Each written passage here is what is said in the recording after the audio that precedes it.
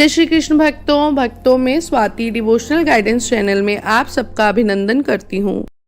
भक्तों, हमने बहुत बार सुना है कि ईश्वर प्रेम के भूखे होते हैं।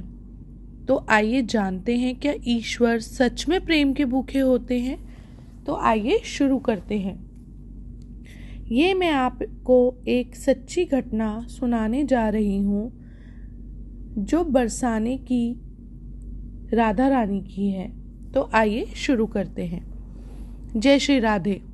बरसाने में एक संत किशोरी जी के बहुत भजन करते थे और रोज ऊपर दर्शन करने राधा रानी के मंदिर में महल में जाते थे। आप सब तो जानते हैं राधा रानी के महल में बहुत सारी सीढ़ियां हैं। बाबा नीचे बैठते थे, बाबा से चला भी नहीं जाता था, घुटनों के सहारे चल के ऊपर जाते थे।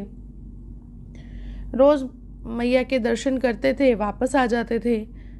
एक दिन बाबा ऊपर जा रहे थे, जैसे तैसे धीरे धीरे पहुंचे तो देखा एक जजमान आए हुए हैं और मैया को वस्त्र चढ़ा रहे हैं। तो बाबा सोचते हैं कि मैया मुझसे तो बहुत भूल हो गई, कोई आता है आपको फूल चढ़ाता है, कोई भोग लगाता है, कोई पोशाक पहनाता है और मैंने तो आपको कभी भी कुछ नहीं दिया।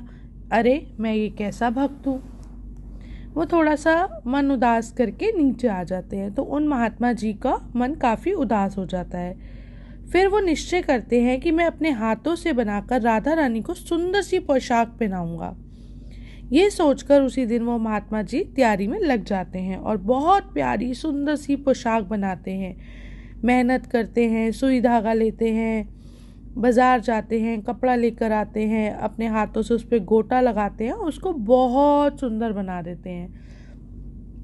अब जब वो पोशाक बन जाती है तो बाबा धीरे धीरे सीढ़ी चढ़नी शुरू करते हैं और आप सभी जानते हैं कि बरसाने की सीढ़ियाँ काफ़ी ऊंची हैं। तो वो महात्मा जी ऊपर चढ़कर जा रहे होते हैं। तो देखिए कैसे कृपा करती है वो हमारी राधा रानी।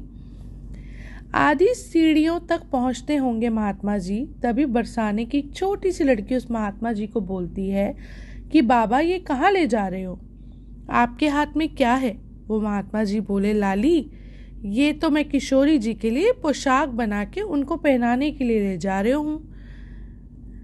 आप सभी जानते हैं ब्रिज की भाषा ऐसी ही होती है। वो लड़की बोली, अरे बाबा राधा रानी पे तो बहुत सारी पोशाक है, यो तो तुम मोको दे दे। महात्मा जी बोले, बेटी तो को मैं दूसरी बाजार से दिलवा दूंगो, ये तो मैं अपने हाथ से बनाकर राधा रानी के लिए ले जा रहे हूँ, तो को मैं दिला दूंगो। लेकिन उस छोटी सी बालिका उस महात्मा जी से खींचातानी करने लगी, उनका दुपट्टा खींचने लगी। बाबा ये मोको दे दे।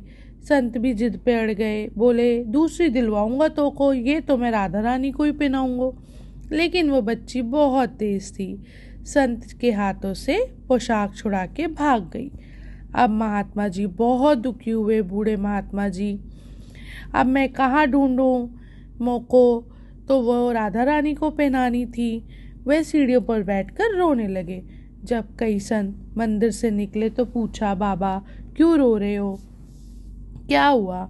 तो बाबा ने सारी कथा कह सुनाई कि मैंने राधा रानी के लिए ऐसे ऐसे वस्त्र बनाए थे और वो बच्ची मेरे से ले गई। तो सारे संतों ने उन्हें समझाया कि कोई बात नहीं, अब वो बच्ची ले गई है तो कोई बात नहीं, अब आप जाने दें और चलें ऊपर दर्शन कर लें, दोबारा बनाइएगा। बाबा धीरे धीरे ऊपर चलने लगे पर मन बहुत परेशान था। मन में यही सोच रहे थे कि शायद किशोरी जी की इच्छा ही नहीं थी कि वो मेरे हाथों के बने पोशाक पहने। बोले, मैया ऐसी कौन सी भूल हो गई जो आप मेरे हाथ की बनी पोशाक नहीं पहनना चाहती थी। अब जाकर अंदर खड़े हुए दर्शन खुलने का समय हुआ और जैसे ही श्री जी के दर्शन खुलने के समय हुआ, पट खुले, वो महात्मा क्या देख रहे हैं, जो पोशाक वो बालिका लेकर भागी थी वही पोशाक पहनकर मेरी राधा रानी बैठी हुई है। उसी वस्त्र को धारण करके किशोरी जी बैठी हुई हैं। ये देखते ही महात्मा की आंखों में आंसू बहने लगे और वो वहीं बैठ गए। और महात्मा जी बोले, किशोरी जी मैं तो आपको ही देने ला रहा था, लेकिन आपसे इतना भी सब्र नहीं हुआ कि मेरे से छीन कर भागी।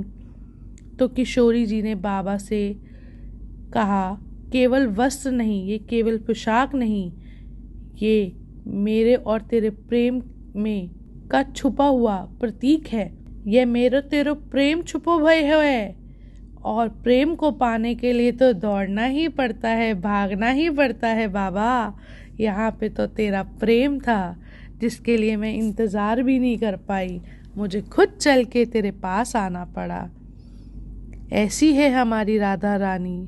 प्रेम प्रतिमूर्ति, प्रेम की अद्भुत परिभाषा है। आप सब जानते हैं भगवान सिर्फ प्रेम के भूखे हैं। आप उनको सच्चे मन से प्यार करें, वो कहीं भी दौड़े चले आते हैं। जय शिव शंभू, जय भोलेनाथ, जय श्री कृष्ण भक्तों।